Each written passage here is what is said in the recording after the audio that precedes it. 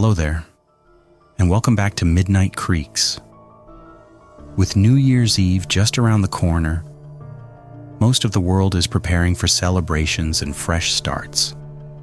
But in the small towns we're visiting tonight, sometimes the past doesn't want to let go. While everyone else is watching the ball drop and popping champagne, there are places where the countdown hits 0. And something else begins.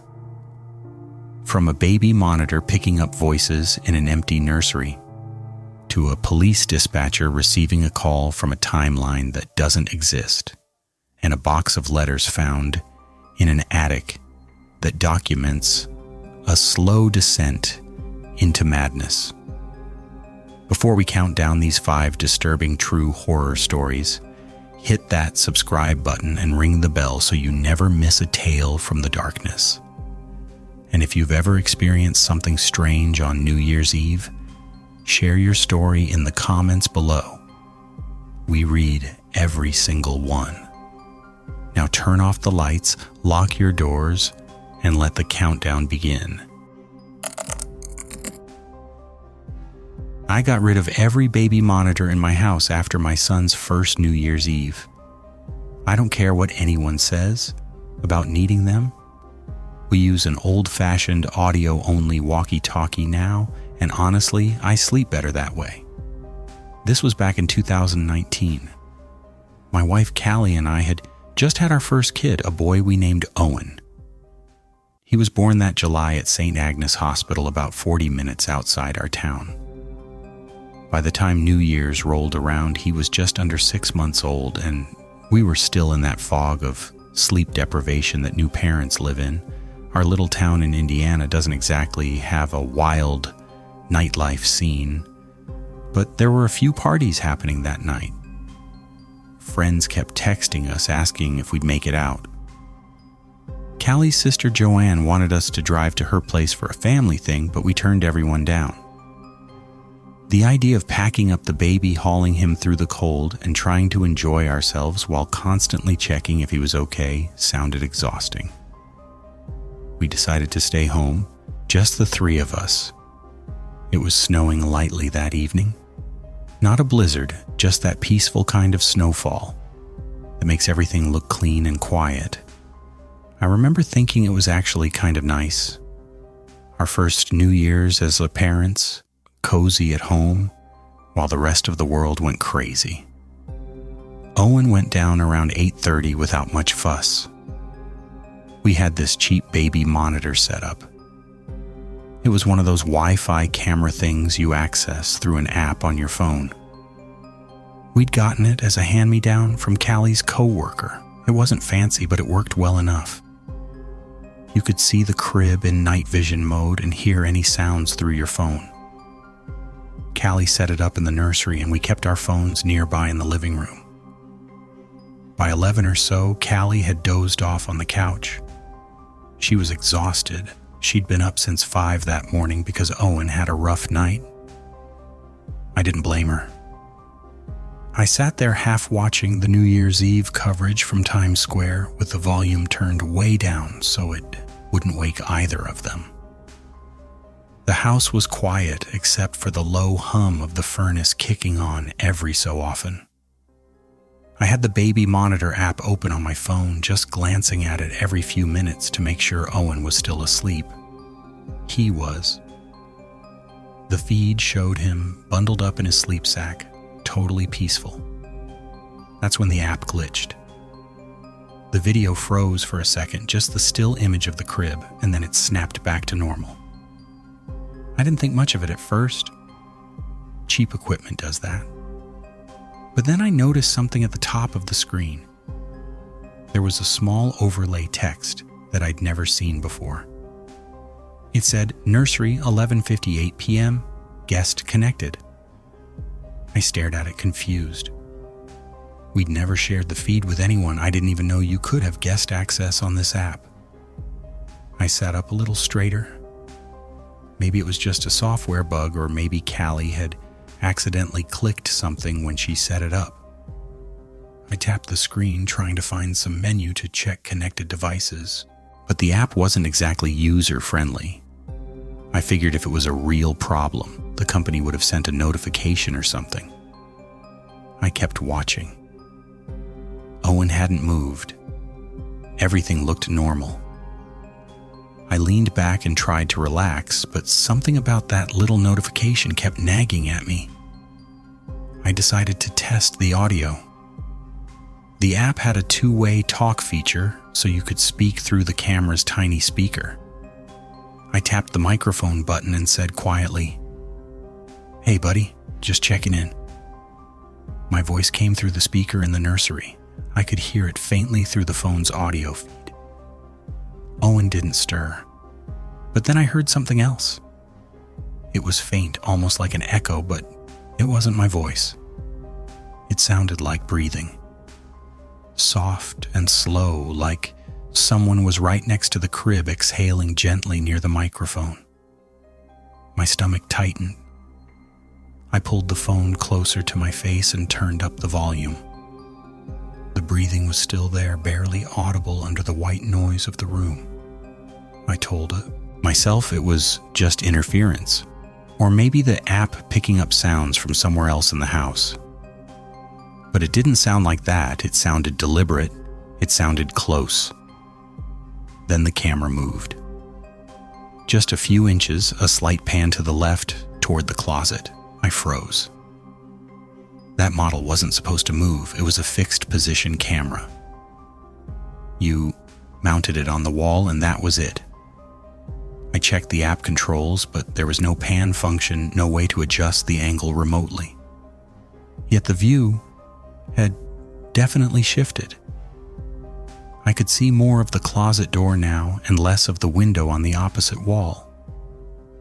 I was about to wake Callie when a notification popped up at the top of my screen. It was a system message from the app. "Unknown viewer, rename this room. Delivery room." I read it twice. Delivery room. Not nursery. Delivery room. My hands started shaking.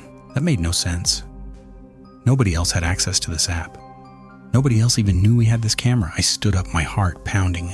I glanced at Callie. She was still asleep. I didn't want to panic her if this turned out to be nothing, but I also couldn't just sit there. I looked back at my phone. The feed was still showing Owen's crib, the angle still slightly off. And then it flickered. The screen went black for half a second, and when it came back, the view was completely different. It wasn't the wall-mounted camera's perspective anymore. This angle was lower, closer to the ground, like someone was holding a phone or another camera right next to the crib. And in that view, standing between the crib and the closet was a figure. Tall and dark, just a silhouette leaning over the crib rails. The baby wasn't moving.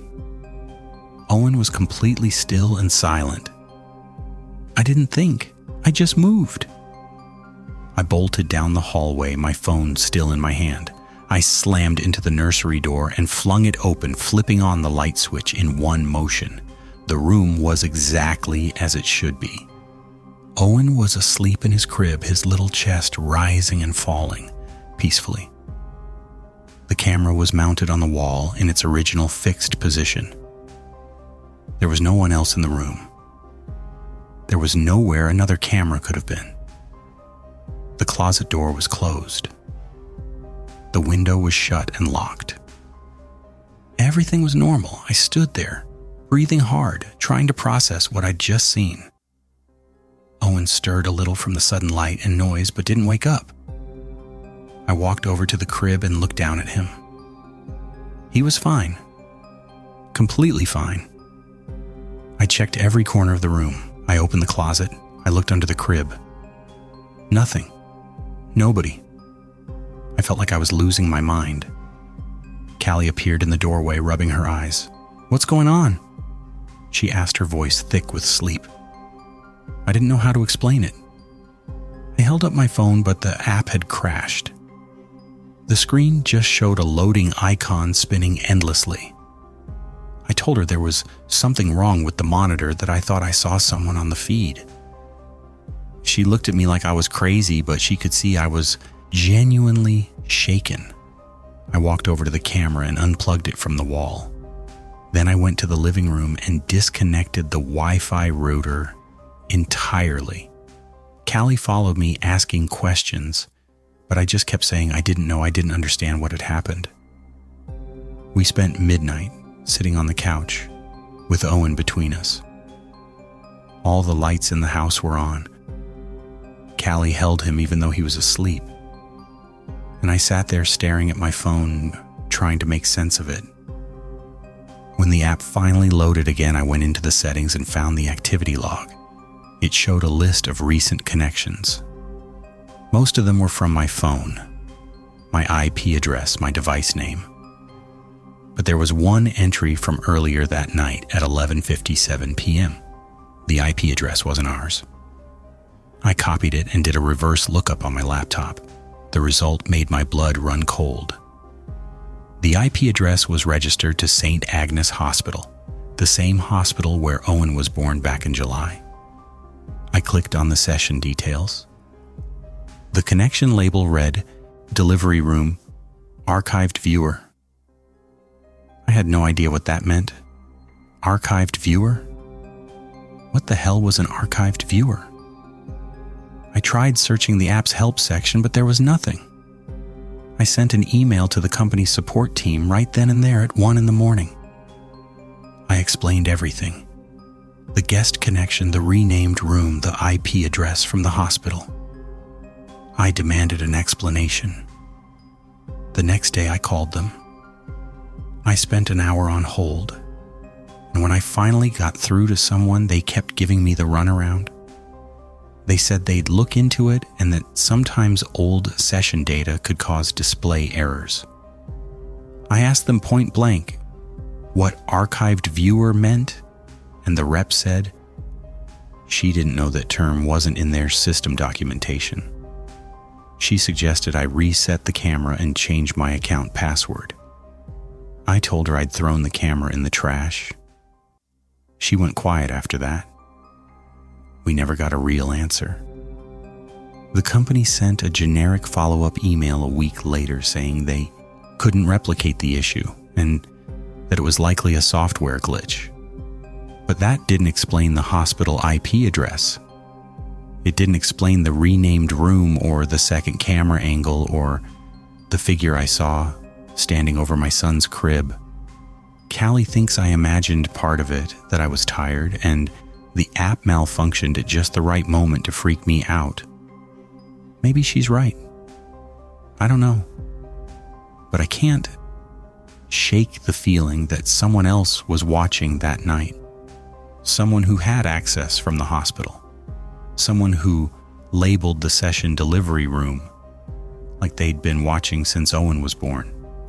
I tried calling St. Agnes to ask if they used any kind of monitoring system in their maternity ward. The receptionist transferred me to 3 different departments before I gave up. Nobody knew what I was talking about. Nobody could explain why their IP address would show up on my home baby monitor. I even considered going to the police, but what would I say? That an app glitched and showed me a spooky figure that wasn't actually there? They'd think I was insane. We bought a basic audio monitor after that. No camera, no Wi-Fi, no app, just sound. Callie jokes that I'm paranoid, but she doesn't push back. I think part of her believes me even if she won't say it out loud. Owen's 3 now and he's fine, happy and healthy. But I still think about that night. I think about the breathing I heard through the feed. I think about the way the camera moved on its own. I think about that figure leaning over the crib and how, when I burst into the room, there was no trace of anyone who was watching my son that night. Why from a hospital 40 minutes away? And what does archived viewer mean? I'll probably never know. But I do know this. I'll never use another Wi-Fi baby monitor again. Some things aren't worth the convenience. I found something in my childhood home a few weeks ago that I Still can't stop thinking about it. It shouldn't exist, and I honestly wish I'd never opened that box. This happened back in late December 2012. I just graduated from Kansas State and I was moving out of my parents' house for good. I had a job lined up in Wichita starting in January, so the timing worked out. My parents had already moved to Florida the month before. They'd been planning it for years, retired, and ready to escape the Kansas winters. The house was sold and the new owners were moving in on January 2nd, which meant I had New Year's Eve to finish packing and get out. I wasn't thrilled about spending New Year's Eve alone in an empty house. But honestly, I was never much of a party person anyway. Most of my friends from high school had scattered across the country, and the few that stayed local were doing their own thing. I figured I'd just pack, finish up, and maybe watch the ball drop on my laptop before crashing. The house felt weird being so empty. My parents had already taken most of the furniture, so my footsteps echoed through the rooms. It was just me and a bunch of boxes. I was working my way through the attic around 9 p.m. My dad had told me there wasn't much up there, but I wanted to make sure we didn't leave anything behind. The attic was dusty and cramped. One of those spaces you only go into once every few years. I was pulling down some old Christmas decorations when I noticed a shoebox wedged in the corner behind some insulation. It looked old. The cardboard was yellowed and the corners were soft from age. I pulled it out and brushed off the dust. There was no label. When I opened it, I found a stack of letters. Not in envelopes, just folded pieces of notebook paper, bundled together with a rubber band that snapped the second I touched it. The paper was that cheap-lined kind you'd use in elementary school. I unfolded the first one and saw it was dated January 1st, 1985. It was a handwritten list titled New Year's Resolutions. The handwriting was neat, definitely an adult. The resolutions were pretty standard stuff. Lose 15 pounds, read more books, fix the back porch, be more patient with Linda. At the bottom it was signed GH. I didn't recognize the initials. My parents bought the house in 2001, so this had to be from whoever lived here before. I thought it was kind of charming, honestly. Someone keeping their resolutions in writing year after year. I figured I'd read through them and then toss the box. The next few letters followed the same pattern. January 1st, 1986. Exercise 3 times a week. Finish the basement, spend more time with the kids. January 1st, 1987. Quit smoking, paint the garage. Take Linda on a real vacation. They were boring but wholesome. I could picture some middle-aged guy sitting down every New Year's Eve with a pen and paper making promises to himself. It felt like a little window into someone's ordinary life. But then I got to 1992 and things started to shift. The resolutions were still there, but the tone changed. Stop letting them get in my head. Keep the curtains closed. Fix the locks on all the doors, both deadbolts. I remember pausing on that one. It felt paranoid. The handwriting was messier too, like it had been written in a hurry. I flipped to the next letter. January 1st, 1993. Ignore what I hear at night. Don't answer the phone after 10 p.m. Document everything in case I need proof later. My stomach twisted. This wasn't normal New Year's resolution stuff. What did he need proof of? I kept reading. January 1st, 1994. Stay inside after dark. Don't talk to the neighbors. They're watching. Linda thinks I'm crazy, but she doesn't see what I see. I felt cold even though the attic was stuffy. The letters kept escalating. By the 1996, the resolutions weren't even resolutions anymore. They were lists of precautions. Check the windows twice before bed. Never leave the house empty. They know when we're gone. Keep the gun loaded. The handwriting was almost illegible now. Some words were scratched out so hard the pen had torn through the paper. I should have stopped reading. I really should have, but I couldn't. I needed to know what happened.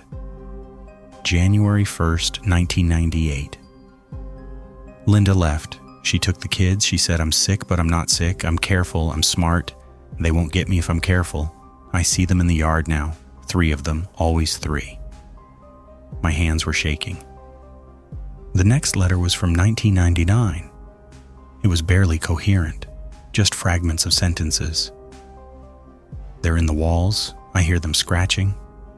Poison in the water, maybe? Can't drink it. Can't trust anyone. The sheriff is in on it. I know he is. I'm leaving soon. Just need to finish one more thing. Then I got to the last letter. January 1st, 2000. It was short. The handwriting was so erratic I could barely read it. "This is it. I'm leaving tonight. Let them have the house. But first I'm burying it. Evidence, proof. They'll never find it. If someone reads this someday, know that I wasn't crazy. I was right. They were..." And then it just stopped. Mid-sentence.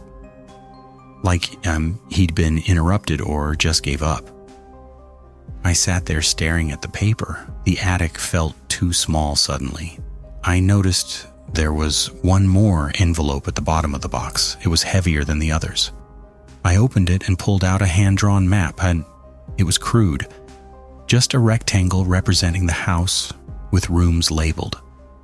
In the basement corner, marked with an X, were the words, "Here, 3 feet down." My blood ran cold.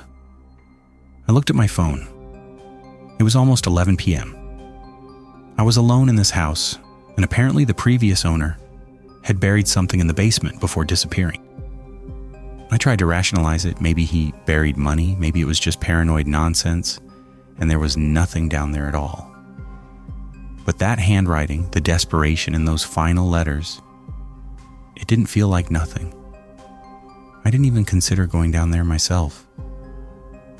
I'm not an idiot. I called the non-emergency police line and explained the situation as calmly as I could. I probably sounded insane. "Hi, I found some disturbing letters in my attic, and there's a map that says something is buried in my basement."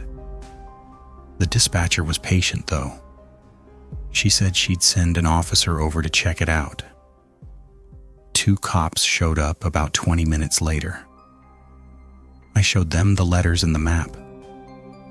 One of them, an older guy named Officer Pruitt, read through them while the other one went down to the basement with a flashlight. Officer Pruitt didn't say much. His face was hard to read. When his partner came back up, he shook his head. "Nothing obvious. You want us to dig?" I said yes. They called for backup, and within an hour there were 4 officers in my basement with shovels and a metal detector. I stayed upstairs pacing. I could hear them digging. After about 45 minutes, Officer Pruitt came up. "There's nothing down there." We went 3 feet just like the map said. Just dirt and clay. I felt relieved and disappointed at the same time. Officer Pruitt asked if he could take the letters. He said he wanted to run the initials through their system. I handed over the box. He called me 2 days later. We found him in the records. Name was Gordon Huff. He and his wife, Linda, owned the house from 1983 to 2001. She filed for divorce in 1997, moved out with their 2 kids. Gordon stayed in the house alone until January 2001 when he stopped paying the mortgage. Bank foreclosed. Your parents bought it at auction later that year. I asked if they'd ever found Gordon. Officer Pruitt paused. He's listed as a missing person. Family reported him missing in March 2001. No activity on his credit cards, no death certificate, just gone. I thanked him and hung up. I moved out that night. I couldn't stay in that house another minute. I still think about those letters all the time. What was Gordon Huff so afraid of? Why did his mental state decline so rapidly between 1991 and 2000? And if he buried something, why wasn't it there? Did he move it? Did someone else find it first? Or was there never anything there to begin with?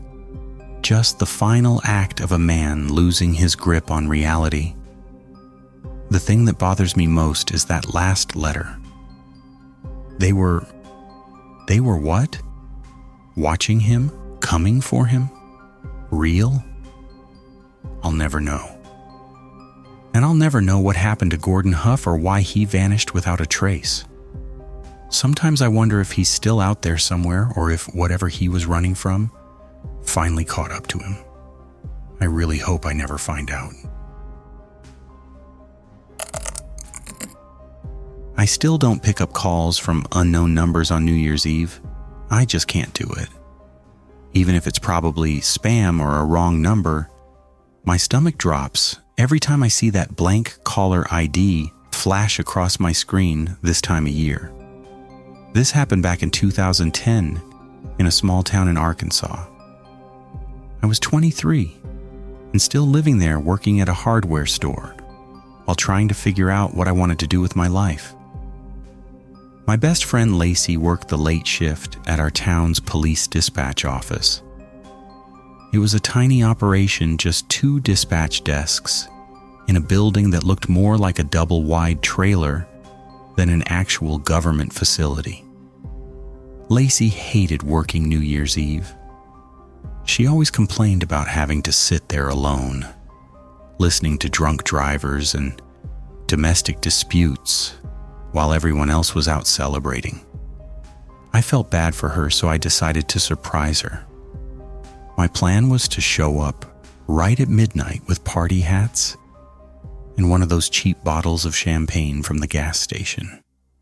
I know, it sounds stupid, but we were close and I figured it would make her laugh. I left my house around 11:30 p.m. The roads were empty, which wasn't surprising.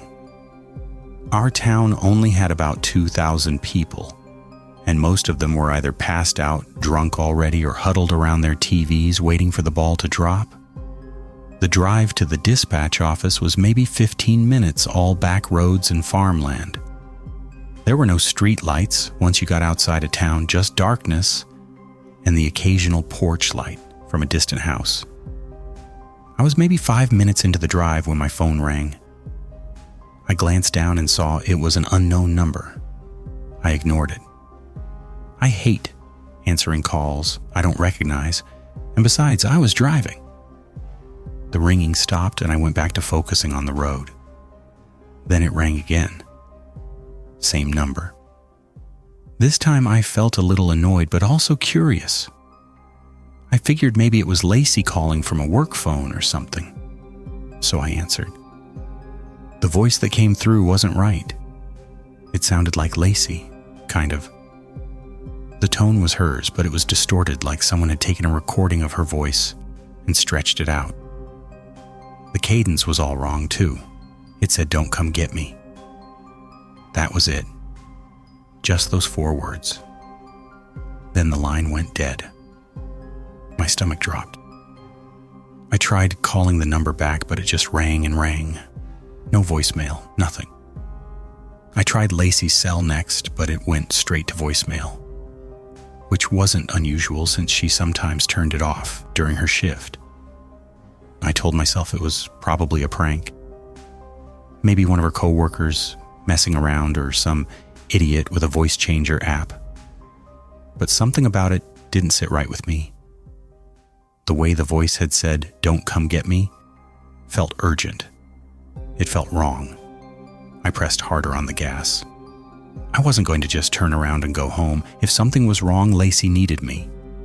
The roads were slick in spots where frost had started forming, and I could feel my tires slip a little as I took the turns too fast. I didn't care. I just wanted to get there. When I pulled into the dispatch parking lot, I felt a wave of relief. Lacey's car was there parked in her usual spot. The building was lit up and I could see through the front window. Everything looked normal. I grabbed the champagne bottle and the party hats from the passenger seat and headed inside. The guy at the front desk was Dale, a middle-aged officer who I'd seen around town but didn't really know. He looked up when I walked in and seemed confused. I asked him where Lacey was. He frowned and said she left about 20 minutes ago. I felt my chest tighten. I told him that couldn't be right because her car was still outside.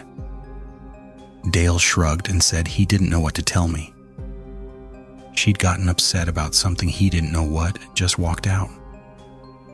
He said he figured she'd needed some air and would come back, but she hadn't. My phone rang again. Same unknown number. I answered it immediately. The distorted voice came through again, but this time it said she's not coming home tonight. I felt my blood run cold. I asked Dale if I could check the back rooms, but he shook his head and said I wasn't authorized. He told me Lacey probably just needed space and that I should go home. I didn't listen. I ran back outside and started calling her name. That's when I saw them. Lacey's shoes. They were sitting in the middle of the road about 50 feet from the parking lot. They were her work shoes, the black flats she always wore during her shifts. They were placed neatly side by side like someone had just stepped out of them. I ran over and picked one up. It was cold. I looked down the road and saw nothing but darkness. The road led out of town into more farmland and forest. Why would she leave her shoes? Why would she walk out there barefoot in December? I called 911 immediately. Dale came outside when he heard me yelling into the phone. I showed him the shoes, and his face went pale. He radioed for backup, and within minutes, 2 more officers arrived. They started a search fanning out along the road with flashlights. I wanted to go with them, but they told me to stay put. I sat in my car with the doors locked, watching the beams of their flashlights sweep through the darkness. My phone rang again. I almost didn't answer, but I forced myself to. The voice was back. This time it just laughed. It was a slow, distorted laugh that sounded like it was coming from underwater. Then the line went dead. I checked the call log. All 3 calls were from the same number, but it didn't look like a normal phone number. It was too long and had weird characters in it. They found Lacey about an hour later. She was 5 miles down the road, walking barefoot in the grass along the shoulder. She was alive and didn't have any injuries, but she wasn't responding to anyone. Her eyes were open, but she looked right through the officers like they weren't even there. They brought her to the hospital and I followed in my car. By the time I got there, she was sitting up in bed, but she still wasn't talking. She just stared at the wall. The doctor said she was in shock, but they couldn't explain why. There were no signs of assault, no drugs in her system, nothing. When I finally got to see her, she looked at me like she didn't know who I was. I asked her what happened, but she just shook her head. She wouldn't say a word. After a few days, she started talking again, but she refused to discuss that night. She said she didn't remember leaving the dispatch office.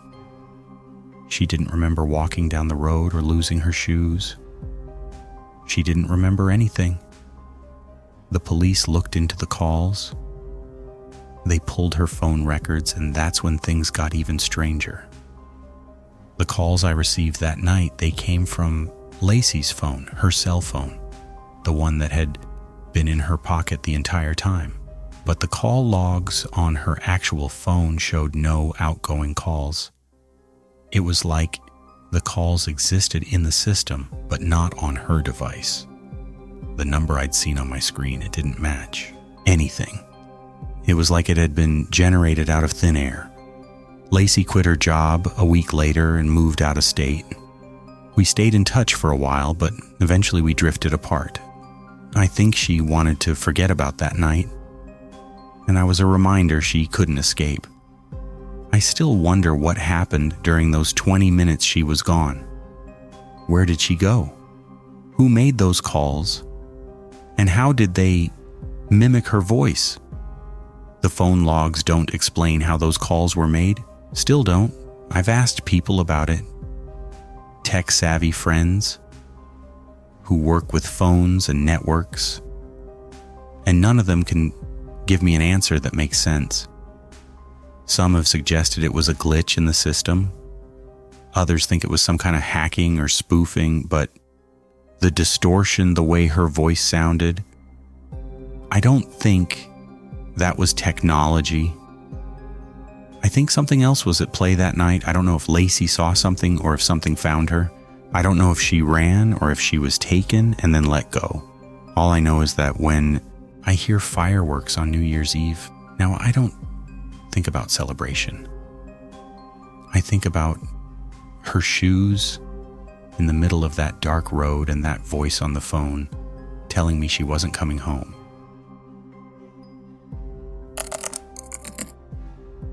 I trust animals more than clocks now.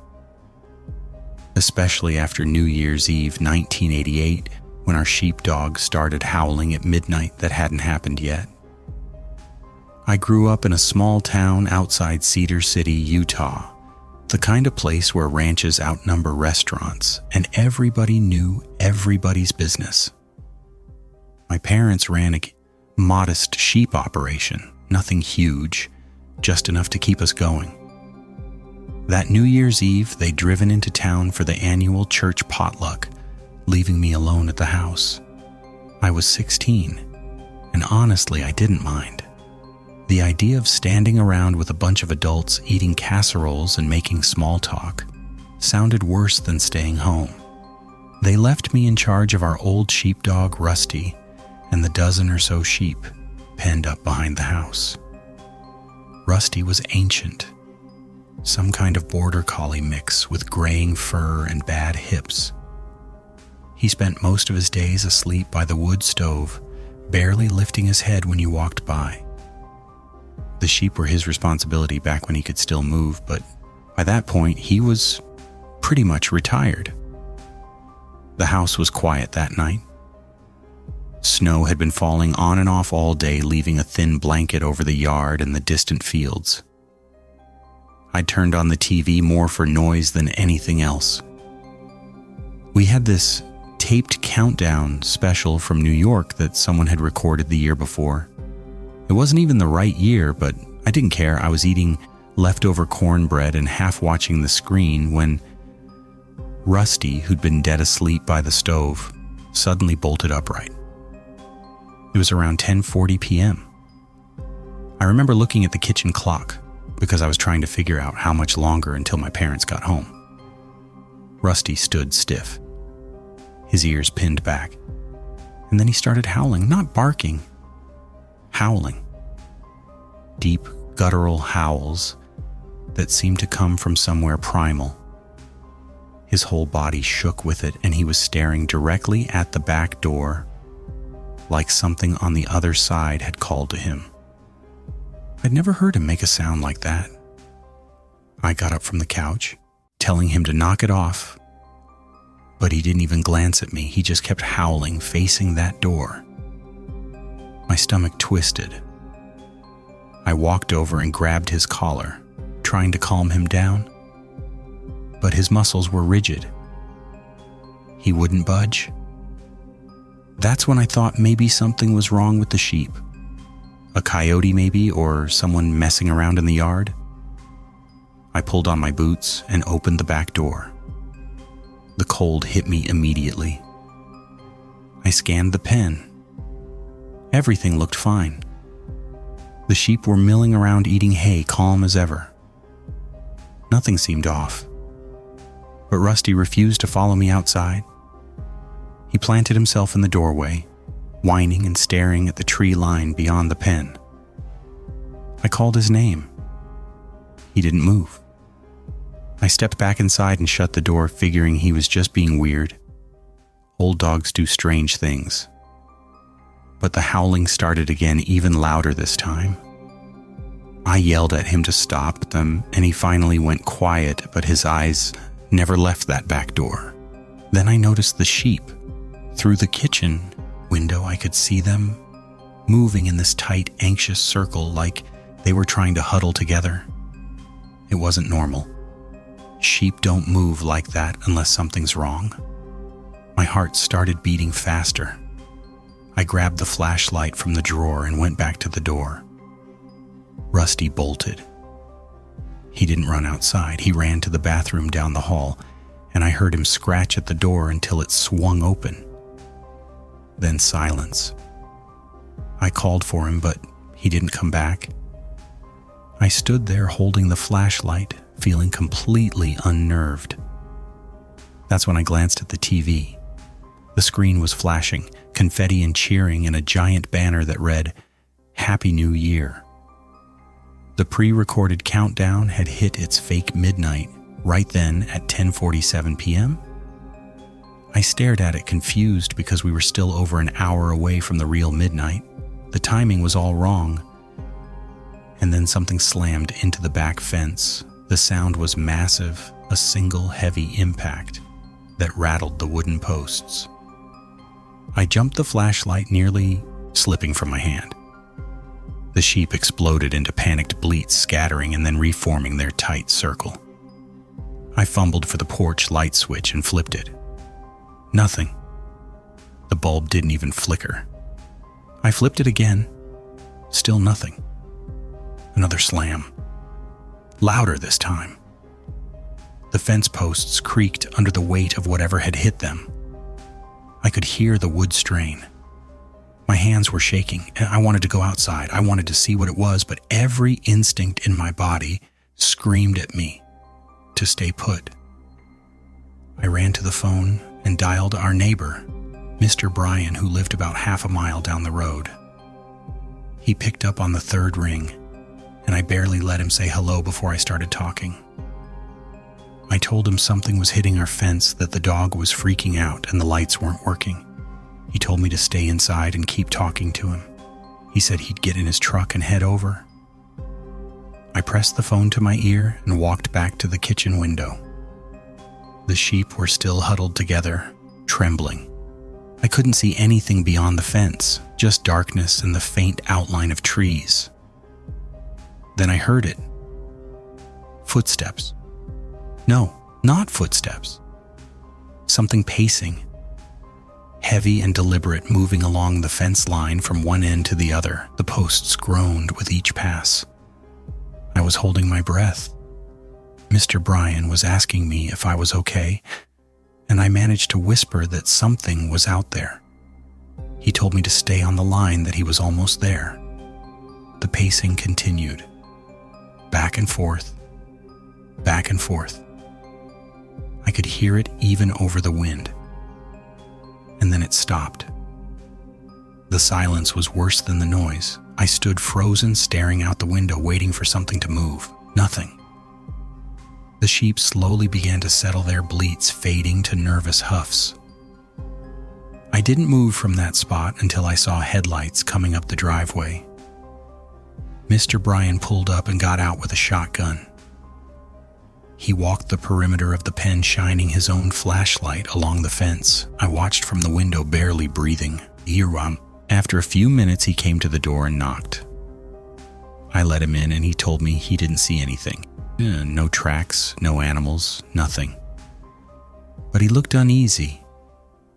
He stayed with me until my parents got home around midnight. I tried to explain what happened, but it sounded insane even to me. My dad checked the fence the next morning, and that's when we found it. One of the posts on the far side of the pen was snapped clean in half.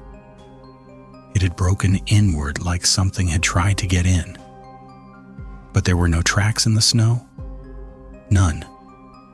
just the sheep's hoof prints and our own boot marks from the night before. I went back inside to check the kitchen clock. It was still stuck at 10:47 p.m. I changed the batteries, but it never worked right again. We ended up replacing it. Rusty wouldn't go near that side of the yard after that night. If you tried to lead him out there, he'd dig his heels in and whine until you gave up. He lived another 2 years, and in all that time, he never once went past the fence line. I still don't know what happened. I've thought about it 1,000 times trying to make sense of it. Our clocks said we were over an hour from midnight, but the animals acted like it had already arrived. Like something had crossed over right then when that fake countdown hit 0 on the TV. Maybe it was coincidence. Maybe Rusty just had a bad night and the fence post was already weak. But I can't explain the pacing or the lack of tracks or why everything happened at that exact moment. I don't celebrate New Year's Eve the same way anymore. I'm always watching the animals now, always paying attention when they act strange. Because if there's one thing I learned that night, it's that they know things we don't. And when a dog howls at the wrong midnight, you should probably listen.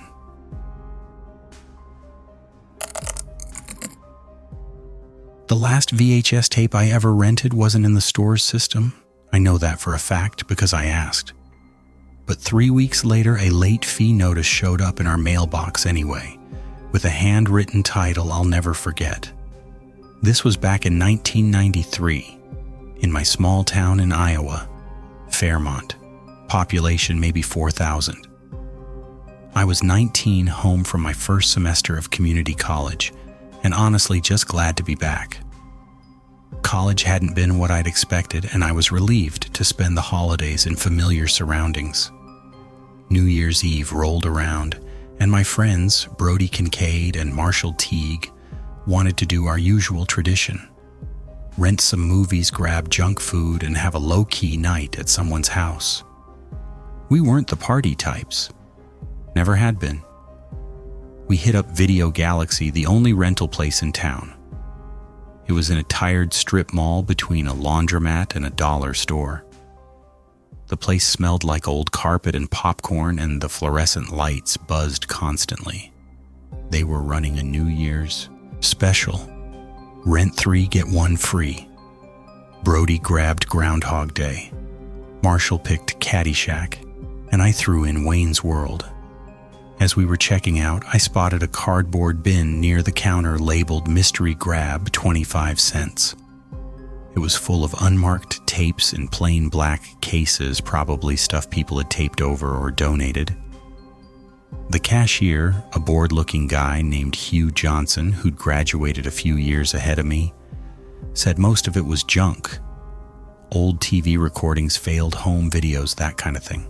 I grabbed one on a whim. It was completely blank.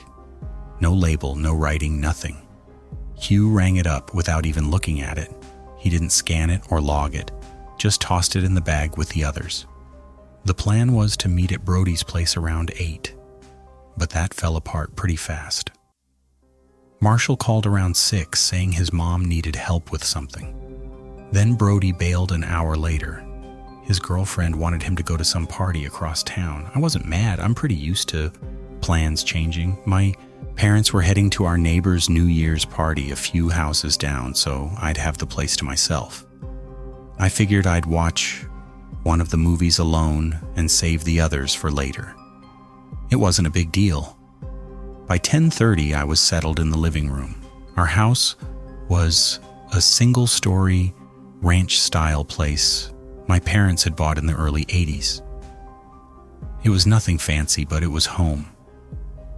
I popped in Wayne's World first and made it about halfway through before I got bored. I'd seen it twice already. That's when I remembered the mystery tape. I was curious. I figured it'd be some soap opera episode or maybe a high school football game. I ejected Wayne's World and slid the black tape into the VCR.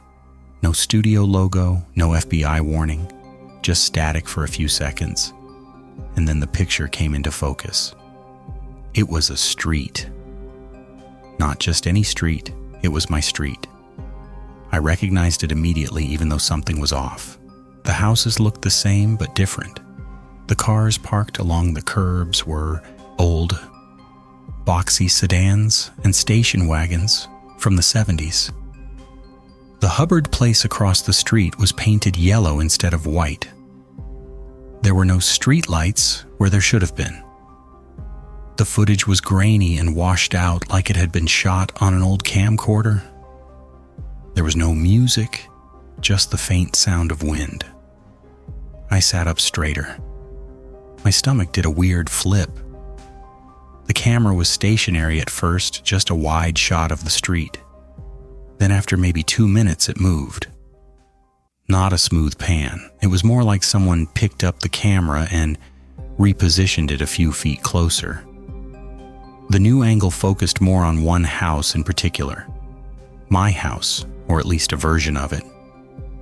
The paint was a different color.